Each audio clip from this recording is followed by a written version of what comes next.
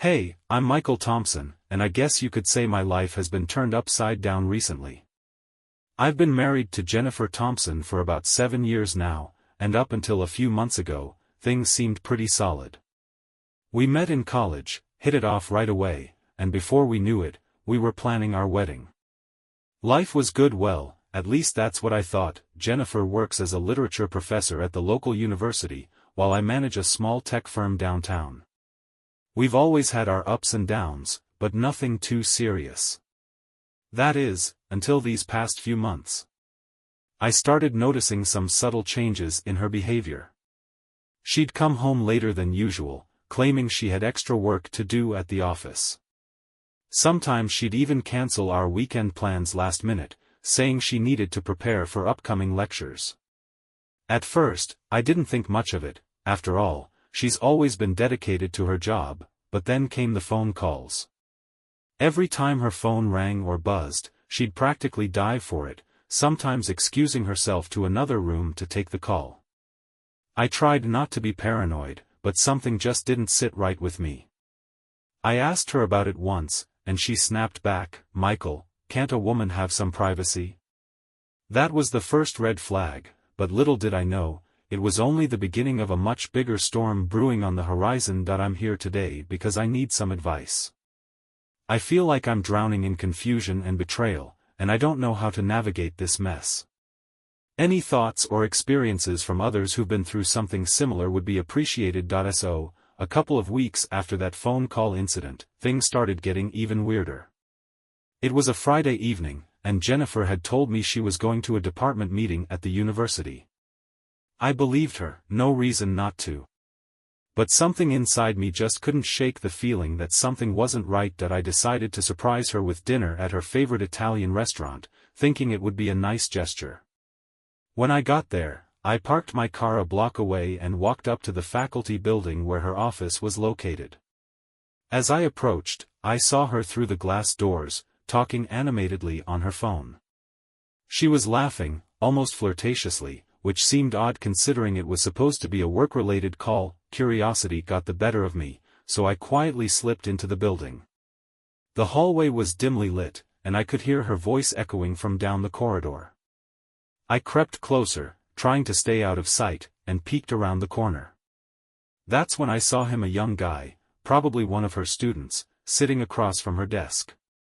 He looked familiar, maybe someone I'd seen at a campus event once or twice. They were both smiling, their body language way too casual for a professor-student interaction. I stood frozen, my heart pounding in my chest. What the hell was this? I didn't want to jump to conclusions, but the whole scene felt off. I backed away slowly, trying to process what I'd just witnessed. On my way out, I passed by the receptionist's desk, and without really thinking, I asked casually, "Who's that student visiting Professor Thompson?" The receptionist gave me a curious look before replying, "Oh, that's Ethan Harris. He's been coming by quite often lately." Ethan Harris. The name stuck in my mind like a splinter. I left the building feeling a mixture of confusion, anger, and disbelief. Was this the reason behind all those late nights and sudden cancellations? I couldn't believe Jennifer would do something like this, but deep down, I knew I needed to find out more. That night, I barely slept. My mind raced with possibilities, scenarios, and worst-case outcomes. I tried to convince myself that it might be nothing, just some innocent mentorship or tutoring session gone a little too friendly. But something gnawed at me, telling me otherwise. The next day, I decided to confront her. I waited until we were alone, no distractions, and brought up the subject as calmly as I could manage. "Hey Jen, I saw you talking to Ethan yesterday. What's going on with that?" Her reaction was immediate and defensive. "What are you talking about, Michael? Why were you spying on me?" Her eyes flashed with anger, and she crossed her arms tightly over her chest. "I wasn't spying," I insisted. "I just happened to be there and saw you two together. Is there something you need to tell me?" Jennifer's expression softened slightly, but only for a moment. "It's nothing, okay? Just a student who needs extra help."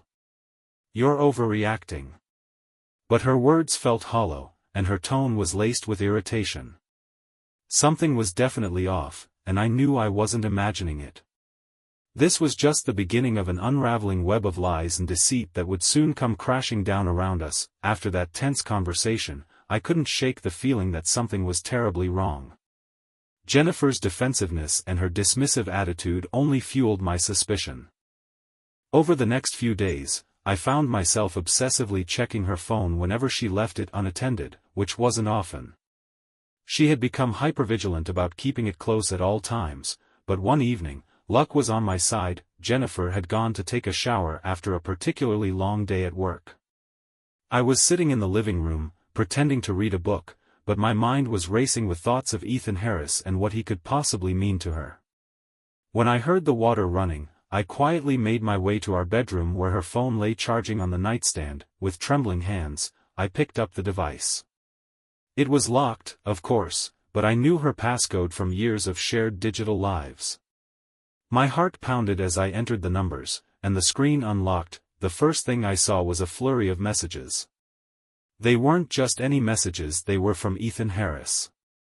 My breath caught in my throat as I started scrolling through them. There were dozens, maybe hundreds, of texts filled with flirty banter, inside jokes, and plans for meetings outside of school hours.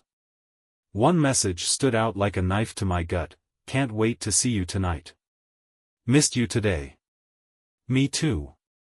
Let's make it special. I felt like I'd been punched in the stomach. This was undeniable proof. My wife, the woman I loved and trusted, was having an affair with one of her students. I scrolled further, finding more damning evidence: photos they'd exchanged, secret rendezvous planned, and even some cryptic references to their physical relationship. My vision blurred as rage and betrayal surged through me. Suddenly, the bathroom door creaked open.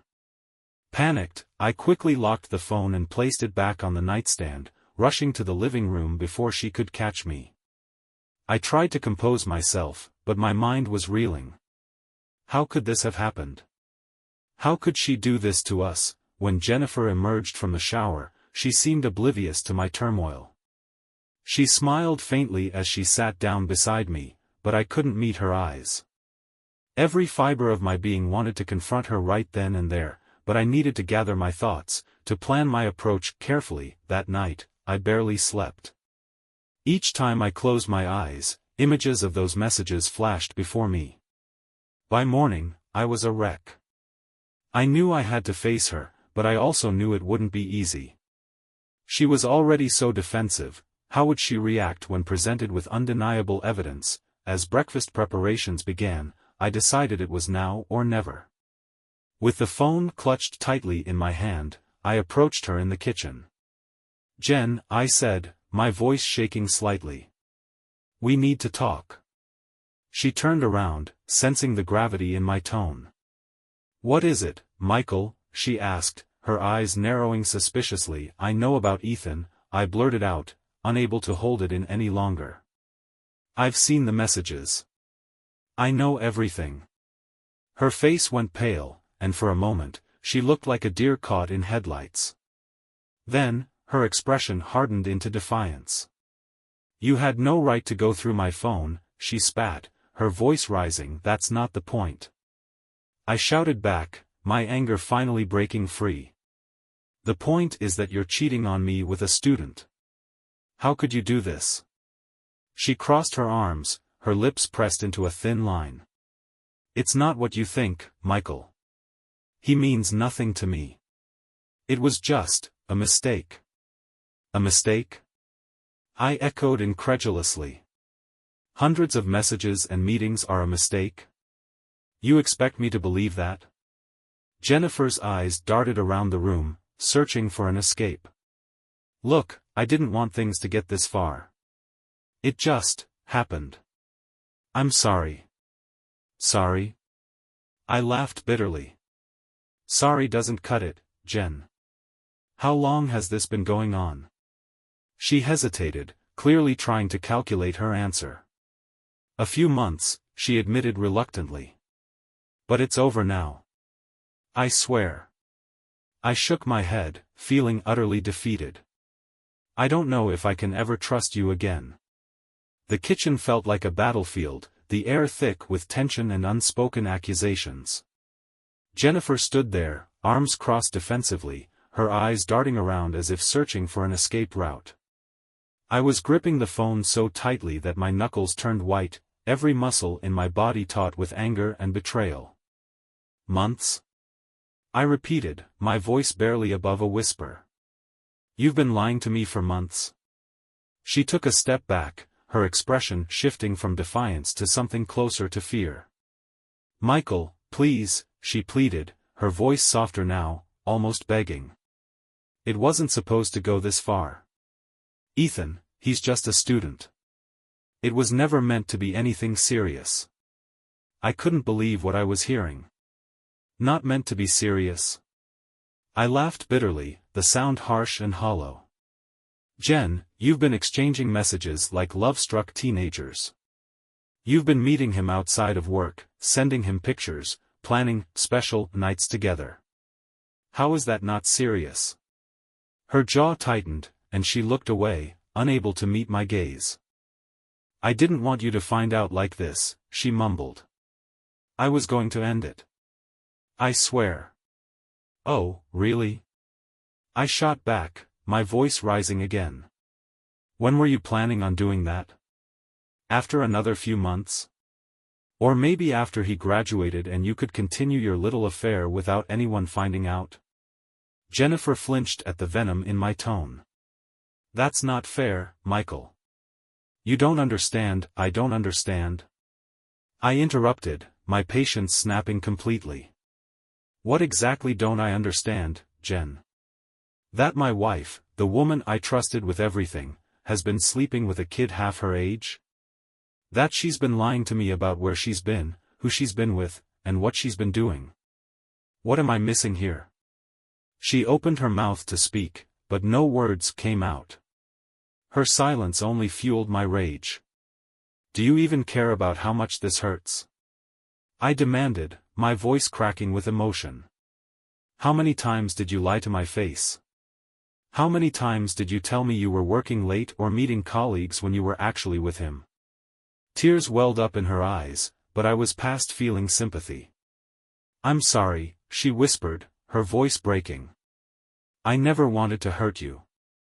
Sorry doesn't fix this. I roared, slamming my fist down on the counter. Sorry doesn't make up for the trust you've shattered, for the life we built together that you've thrown away. For a moment, neither of us spoke. The weight of the situation hung heavy between us, suffocating and unbearable. I could feel my heart pounding in my chest, each beat a reminder of the pain and betrayal coursing through me. Finally, Jennifer spoke, her voice trembling. What do you want from me, Michael? What can I do to make this right? I stared at her, incredulous. Make it right? I echoed, shaking my head. There's no fixing this, Jen. Not anymore. You've made your choice. Now I have to make mine. Her face crumpled, and she sank into a chair, burying her face in her hands. For the first time since discovering the truth, I saw the full extent of her guilt and regret. But it was too little, too late. The damage had been done, and no amount of apologies or promises could undo it. As I stood there, watching her break down, I realized something important. I couldn't stay in this toxic cycle any longer. I couldn't keep pretending that things could ever go back to the way they were. The foundation of our marriage had crumbled beneath us, and there was no salvaging it. I left the kitchen that morning feeling like I had been punched in the gut repeatedly. Jennifer's sobs echoed behind me as I walked out of the house, slamming the door shut with a finality that felt both cathartic and terrifying. My mind was a chaotic whirlwind of emotions: rage, betrayal, sorrow, confusion, all swirling together in a toxic mix that made it hard to breathe. I didn't know where I was going, but I needed to get away. I drove aimlessly for what felt like hours, my hands gripping the steering wheel so tightly that my knuckles turned white. Every few minutes, I would glance at my phone, half expecting some kind of message from her, some desperate plea for forgiveness or understanding. But nothing came. As the reality of the situation sank in, the initial shock began to give way to deeper, more painful emotions. How could she do this to us? To me? We had built a life together, shared dreams, plans for the future. And now, all of that seemed like a cruel joke. The woman I loved, the person I trusted with my heart, had betrayed me in the worst possible way. The thought of her with Ethan Harris, laughing, flirting, lying to me, it was almost too much to bear. Every time I closed my eyes, I saw their faces, heard their voices mocking me. The weight of her deception pressed down on my chest, making it hard to think, let alone function. I found myself at a park I used to visit when we were first dating.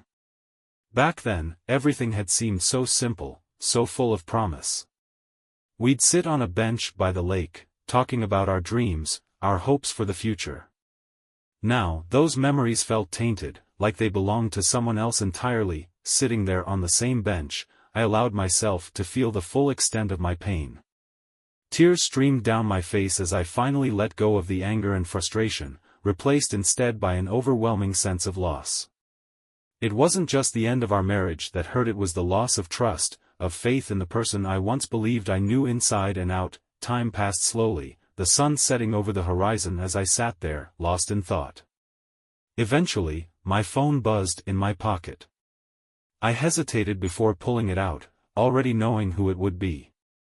Sure enough, it was Jennifer. Jennifer, Michael, please come home. We need to talk. I stared at the message, my thumb hovering over the reply button. Part of me wanted to go back, to confront her again, to demand answers and explanations. But another part of me, the part that was still reeling from the discovery, knew that no amount of talking could fix this.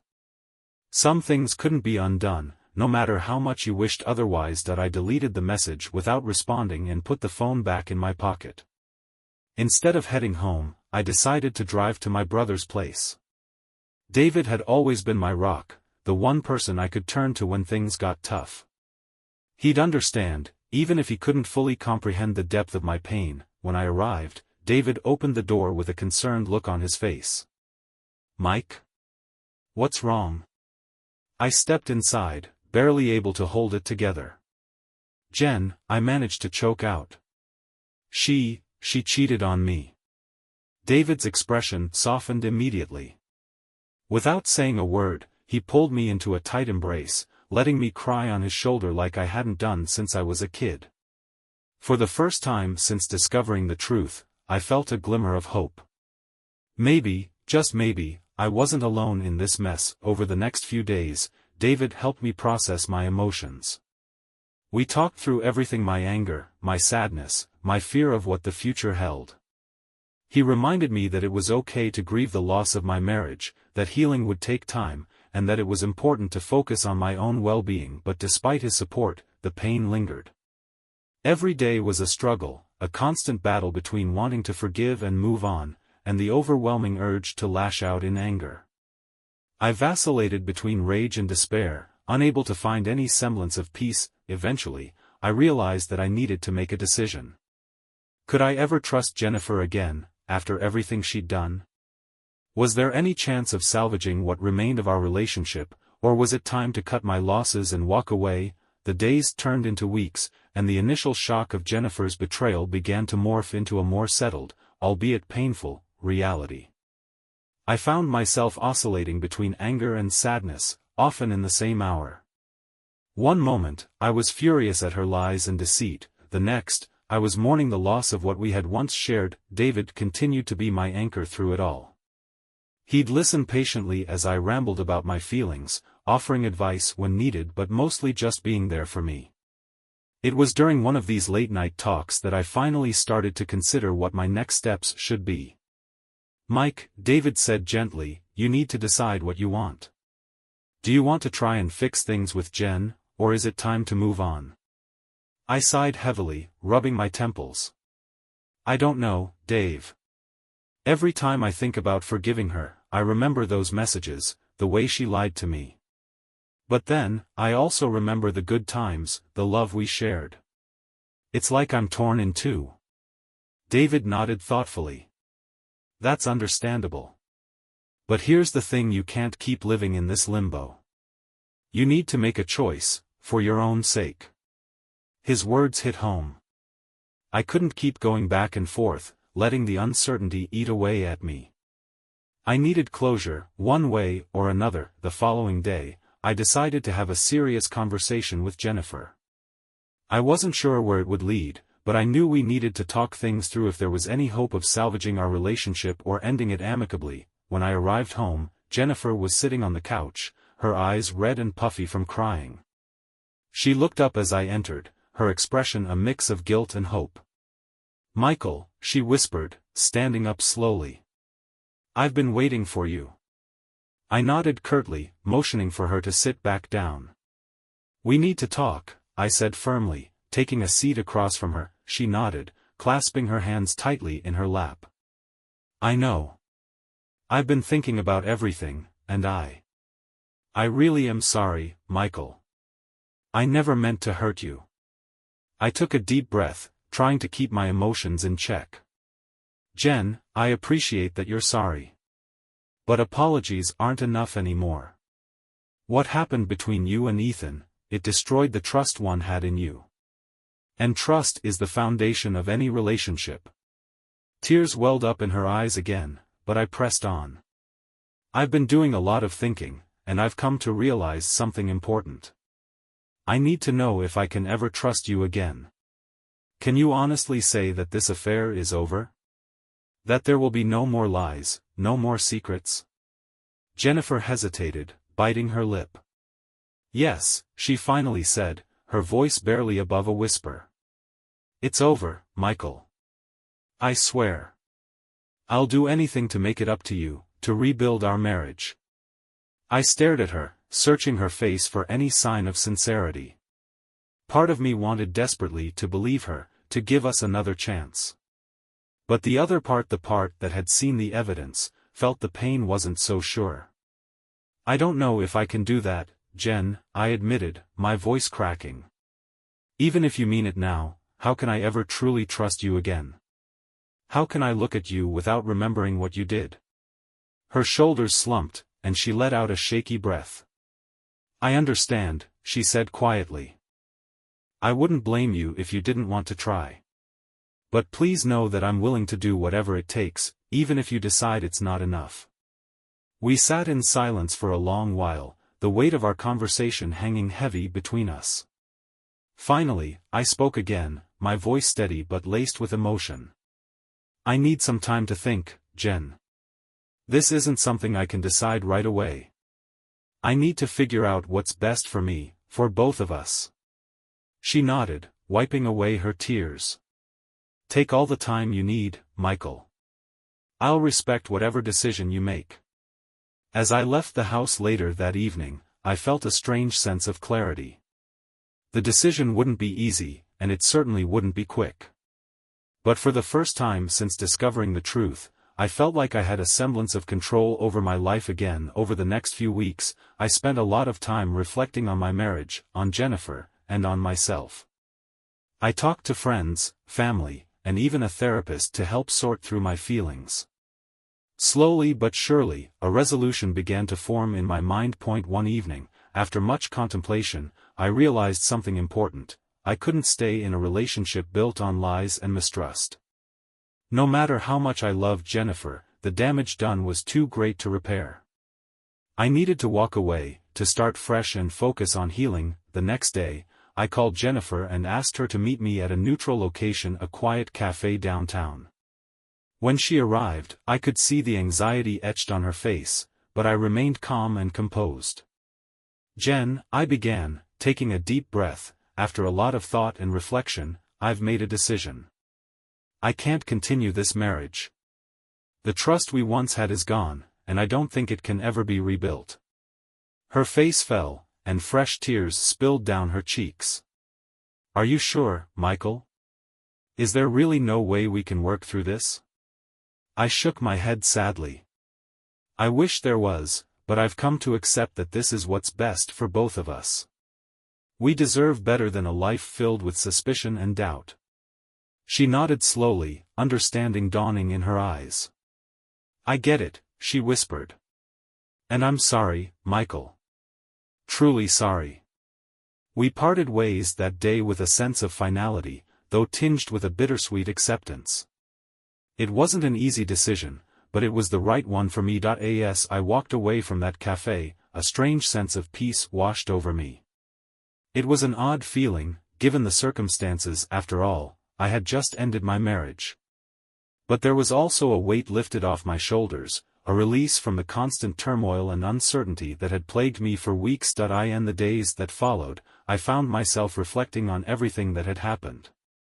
The betrayal, the lies, the emotional roller coaster. It was all still fresh in my mind, but now it felt like part of a chapter that was closing. And as I looked back, I realized that this experience had taught me some valuable lessons about love, trust, and resilience. The first thing I learned was the importance of honesty in a relationship. Jennifer's affair wasn't just about her actions with Ethan, it was about the countless lies she told to cover it up. Trust is fragile, and once broken, it's incredibly difficult to repair. Even if we had tried to work things out, I don't think I could have ever fully trusted her again. That lack of trust would have been a ticking time bomb, always threatening to explode at any moment. Another lesson I took away was the value of self-respect. For a while, I struggled with feelings of inadequacy and self-doubt. Was I not good enough? Did I do something wrong? These thoughts gnawed at me, making me question my worth. But eventually, I realized that no one deserves to be treated the way Jennifer treated me. No matter how much I loved her or how long we had been together, I deserved better than to be lied to and betrayed. Walking away from the marriage was an act of self-respect, a way of acknowledging that I deserved to be treated with honesty and respect. That I also learned the importance of support systems. Without David's unwavering support and the advice of friends and family, I don't know how I would have made it through those dark days. Having people who care about you and are willing to listen can make all the difference when you're going through something as painful as infidelity. They helped me process my emotions, offered guidance when I needed it, and reminded me that I wasn't alone. Lastly, I learned that healing takes time. There were moments when I thought I'd never get over the pain, that I'd be stuck in this cycle of anger and sadness forever. But slowly, day by day, I started to feel better. The intensity of the emotions lessened, and I began to see a future beyond the betrayal. It wasn't easy, and there were setbacks along the way, but I kept moving forward, one step at a time. Now, looking back, I realize that this experience has made me stronger. It forced me to confront my deepest fears and insecurities, and in doing so, it helped me grow as a person. I'm not saying I'm grateful for what happened. I wouldn't wish this kind of pain on anyone, but I am thankful for the lessons I've learned and the strength I've gained. The days following my decision to end the marriage were a mix of relief and anxiety. Relief, because I no longer felt trapped in a toxic cycle of lies and betrayal. Anxiety, because I was stepping into uncharted territory, a life without Jennifer, a future that suddenly seemed wide open but also daunting. I decided to take some time off work to focus on myself, something I hadn't done in years.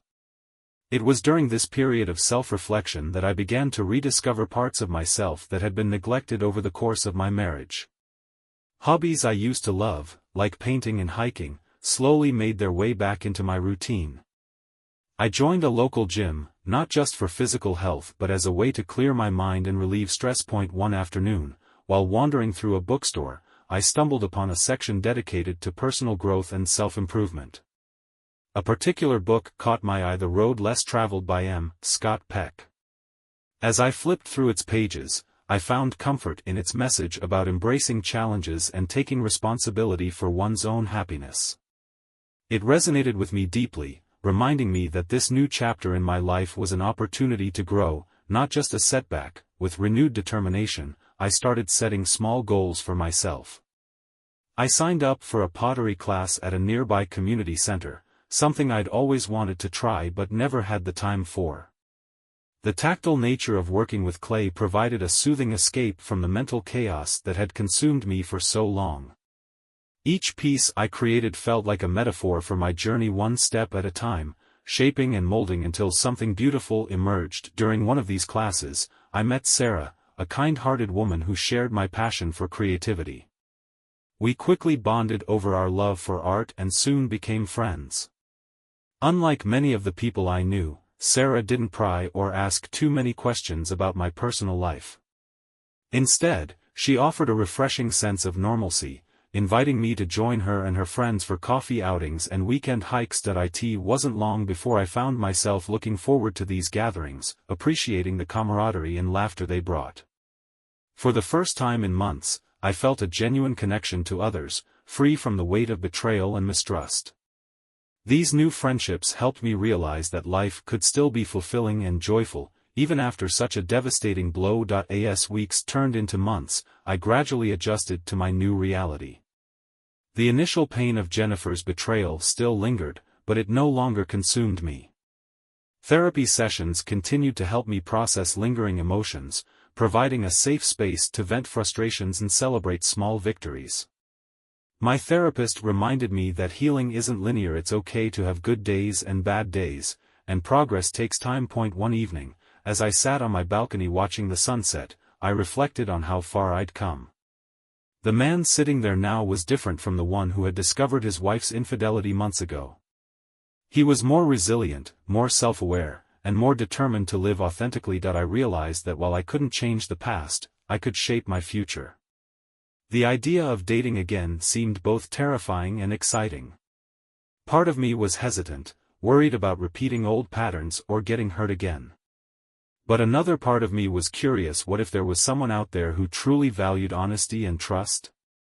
Someone who could bring joy and companionship into my life without the baggage of betrayal. A few weeks later, Sarah invited me to a casual get-together at her place. There would be other singles there, she mentioned casually, adding that it might be a good opportunity to meet new people. I hesitated at first, unsure if I was ready for that kind of social interaction. But then I thought about how far I'd come and decided to give it a shot. The night of the gathering arrived, and I found myself standing outside Sarah's house, nervously adjusting my shirt. Taking a deep breath, I knocked on the door. Sarah greeted me with a warm smile, ushering me inside where the sounds of laughter and conversation filled the air. As the evening progressed, I found myself engaging in conversations with several interesting people. There was no pressure, no expectations, just genuine connections forming naturally. Towards the end of the night, I struck up a conversation with a woman named Lisa. She was witty, intelligent, and had a warmth about her that immediately put me at ease. We talked for hours, sharing stories and laughing together. When the evening came to a close, Lisa smiled and said, "We should do this again sometime."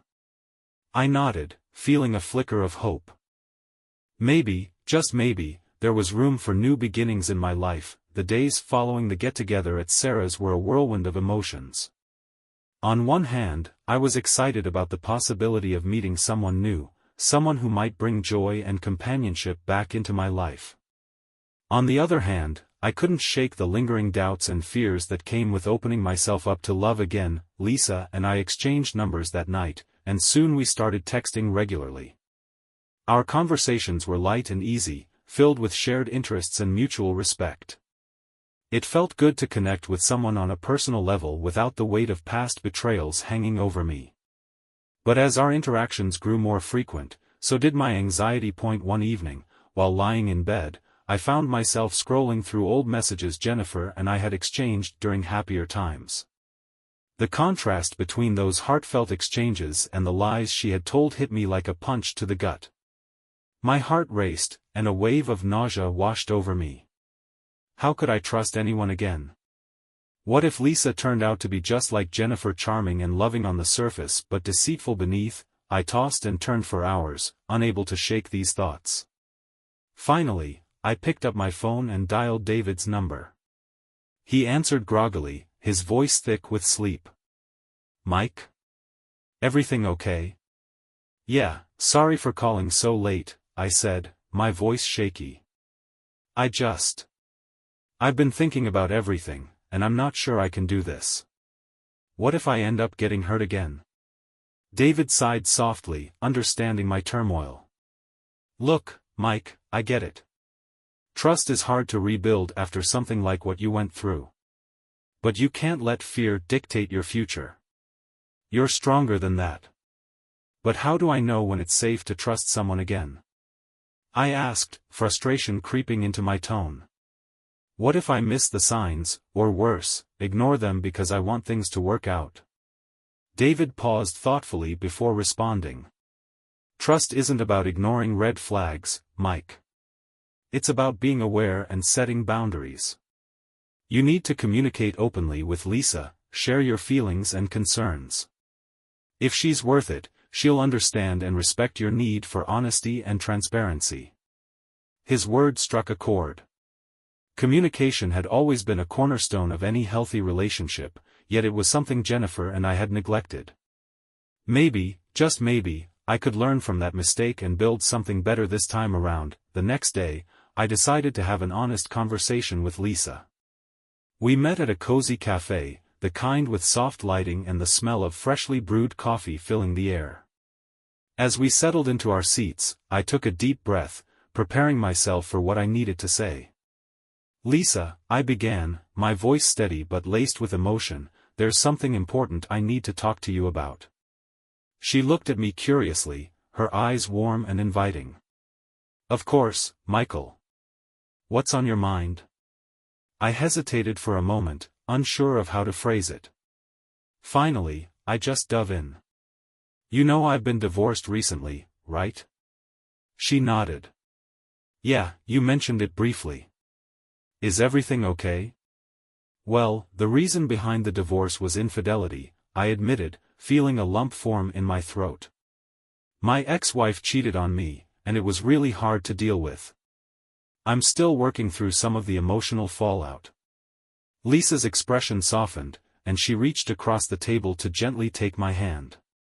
I'm so sorry you had to go through that, Michael. That must have been incredibly painful. It was, I agreed, grateful for her empathy. And now, as I start thinking about dating again, I'm finding it difficult to trust people. I don't want to make the same mistakes, but I also don't want to let fear hold me back from potentially great relationships. Lisa squeezed my hand reassuringly. I completely understand. Trust is a big deal, especially after something like that. But I want you to know that I value honesty and openness. If there's ever anything you need to talk about, I'm here for you. And I promise to always be truthful with you. Her words brought a sense of relief. For the first time since the betrayal, I felt like I could breathe a little easier. Thank you, Lisa, I said, smiling gratefully. That means a lot to me. As our conversation continued, I realized that building trust wasn't about erasing the past, it was about learning from it and moving forward with intention.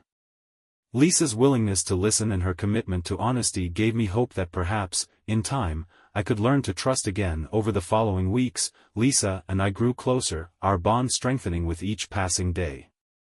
We spent weekends exploring new places, trying new foods, and simply enjoying each other's company. With every shared experience, my walls began to crumble, bit by bit, but rebuilding trust wasn't without its challenges. There were moments when old insecurities would resurface, triggering waves of doubt and anxiety. One evening, Lisa received a text message that made her smile broadly. Without thinking, I blurted out, "Who was that?" She glanced at me, surprised by my sudden defensiveness. "It's just a friend from work," she explained calmly. "Why, are you worried?" I felt a flush of embarrassment wash over me. "I'm sorry," I muttered. "I didn't mean to pry. It's just, old habits, I guess." Lisa reached out and placed a gentle hand on my arm. "It's okay, Michael. I understand. Just remember, I'm here for you, and I have nothing to hide. If you ever feel uncertain, just ask me. Communication is key." Her patience and understanding helped ease my worries. Slowly but surely, I learned to navigate the complexities of trust in a new relationship. It wasn't perfect, and there were still moments of vulnerability, but each step forward felt like progress. As the months passed, I found myself growing more comfortable with the idea of trusting Lisa and, more importantly, trusting myself. I realized that healing wasn't about erasing the pain of the past but about integrating those experiences into a stronger, wiser version of myself. As the seasons changed and my relationship with Lisa continued to flourish, I found myself reflecting on the journey that had brought me here. It was a long and arduous path, filled with pain, self-doubt, and moments of sheer despair. But it was also a journey of growth, resilience, and ultimately, healing. One crisp autumn afternoon, I sat by a serene lake, watching the leaves change colors and fall gently into the water. The peaceful surroundings provided the perfect backdrop for some much-needed introspection. I thought about Jennifer, about the betrayal that had shattered our marriage, and about how far I'd come since those dark days. Forgiveness wasn't something that came easily to me. For months, I wrestled with feelings of anger and resentment, unable to let go of the hurt she had caused. But as time passed, I began to understand that holding on to those negative emotions only served to prolong my own suffering. Forgiveness wasn't about excusing her actions or pretending they didn't matter. It was about freeing myself from the chains of bitterness. I decided to reach out to Jennifer one last time, not to rekindle any old flames but to close the chapter once and for all. We met at a quiet cafe, much like the one where I had ended our marriage. She looked different, thinner, perhaps, and there was a weariness in her eyes that mirrored my own. "Michael," she said softly, her voice tinged with regret. "How are you?" "I'm doing better," I replied honestly. "It's been a tough road, but I'm learning to move forward." She nodded, her gaze dropping to the table. "I'm sorry, Michael. Truly sorry for everything. I never meant to hurt you the way I did." I took a deep breath, choosing my words carefully. "I know you're sorry, Jen. And I've spent a lot of time thinking about what happened. I can't pretend it doesn't still hurt, but I'm trying to forgive you, not for your sake, but for mine." Her eyes widened slightly, surprised by my candor. "Thank you," she whispered. "That means more than you know." We talked for a while longer, reminiscing about the good times and acknowledging the mistakes we'd both made. There was no reconciliation, no attempt to relive the past. Instead, we parted ways with a sense of closure, knowing that we were both moving on in our respective journeys. As I left the cafe, I felt an overwhelming sense of peace. Forgiving Jennifer wasn't about condoning her actions, it was about releasing the hold she had over my emotions. By letting go of the anger and resentment, I was finally able to focus on my own well-being and happiness. Reflecting on the entire experience, I realized that life is full of unexpected twists and turns. Relationships aren't always easy, and sometimes they end in ways we never imagined. But through every challenge, there's an opportunity for growth and self-discovery. My divorce forced me to confront my deepest fears and insecurities, and in doing so, I emerged stronger and more self-aware. Lisa had played a significant role in my healing process. Her unwavering support, patience, and understanding helped me rebuild trust and open my heart again. Our relationship wasn't without its challenges, but we navigated them together, learning and growing along the way. With each passing day, I felt more confident in our bond and more hopeful about the future. If there's one piece of advice I could offer to anyone going through a similar situation, it would be this: take it one step at a time. Healing isn't linear, and there will be setbacks along the way.